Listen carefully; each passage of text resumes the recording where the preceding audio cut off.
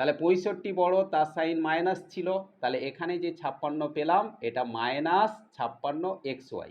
Guidance support math education ক্লাসে অষ্টম শ্রেণীর সকল ছাত্রছাত্রীদের স্বাগত জানিয়ে শুরু করছি আজকের অঙ্কের ক্লাস।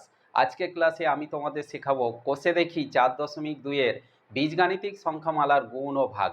আজকের ক্লাসে মূলত আমি তোমাদের ভাগের অঙ্কই শেখাবো, 2-এর দাগের অঙ্ক শেখাচ্ছি, অঙ্কটা তোমরা ভালো করে বুঝে নাও। কোষে দেখি 4.2-এর 2-এর দাগের অঙ্ক আছে, একটি আয়তক্ষেত্রের ক্ষেত্রফল 24x² - 65xy প্লাস 21y² বর্গ সেমি এবং দৈর্ঘ্য 8x - 3y সেমি হলে প্রস্থ হিসাব করে লিখি।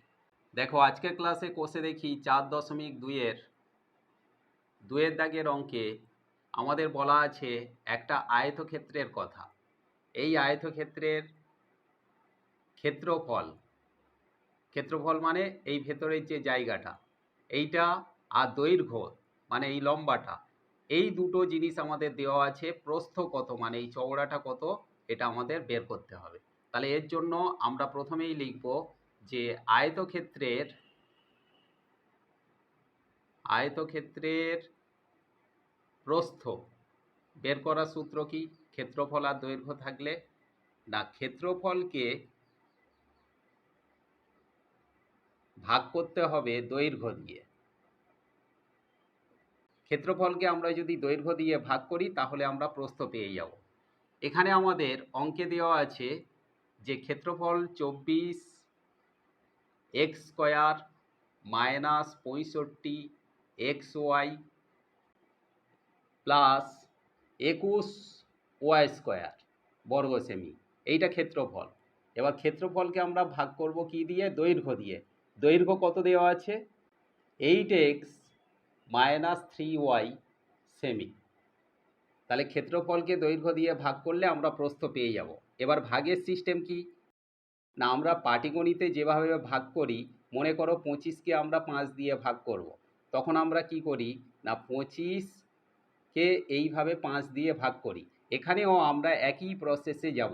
8x - 3y এটাই হলো ভাজক। তাহলে 8x - 3y ভাজকের ঘরে আমরা বসিয়ে দিলাম। আর ভাজ্য আছে 24x² - 65xy প্লাস 21y²। এটাকে আমরা ভাগ করব। দেখো এখানে ভাগ করার সিস্টেম হচ্ছে, আমাদের এই যে প্রথম যে সংখ্যাটা আছে বা রাশিটা আছে সেটাকে আমাদের মেলাতে হবে। এই রাশির মাধ্যমে গুণ করেই এই রাশিটাকে মেলাতে হবে। তাহলে প্রথমেই আমরা আসি সংখ্যার ক্ষেত্রে। এখানে আছে 24, এখানে আছে 8। তাহলে 8কে যদি আমরা 3 দিয়ে গুণ করি তাহলে 3 আষ্টে 24 হয়। তাহলে এখানে আমরা লিখব 3 আষ্টে 24। এখন এখানে দেখো যদি আমরা 8xকে 3 দিয়ে গুণ করি তাহলে 3 আষ্টে 24, আর এখানে x আছে তাহলে এক্সটাও বসে, কিন্তু এখানে রাশির ক্ষেত্রে আছে x²। তার মানে এখানে যদি x থাকে আরও একটা x এখানে গুণ করলে তবে x² হবে। তাহলে 8x এর সঙ্গে যদি 3x গুণ করা হয় তাহলে 3 আষ্টে 24 x² তাহলে এইটা এখন মিলে গেল। এখন এখানে যে সংখ্যাটা আমরা বসালাম সেটা এর সঙ্গেও গুণ করতে হবে।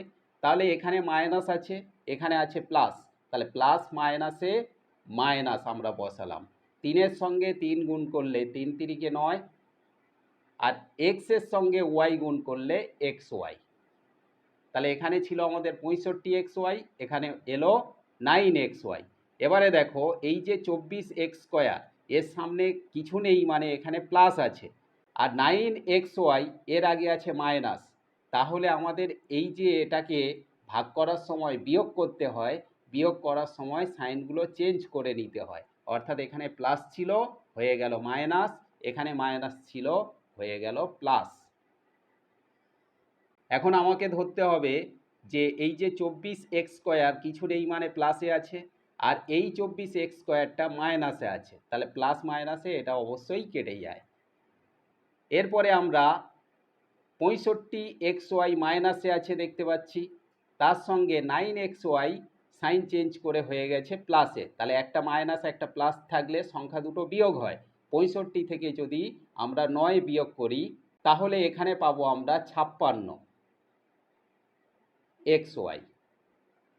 কিন্তু এর সাইন কি হবে না, যে সংখ্যাটা বড় তার সাইন বসবে। তাহলে 65 বড়, তার সাইন মাইনাস ছিল, তাহলে এখানে যে 56 পেলাম এটা -56 XY।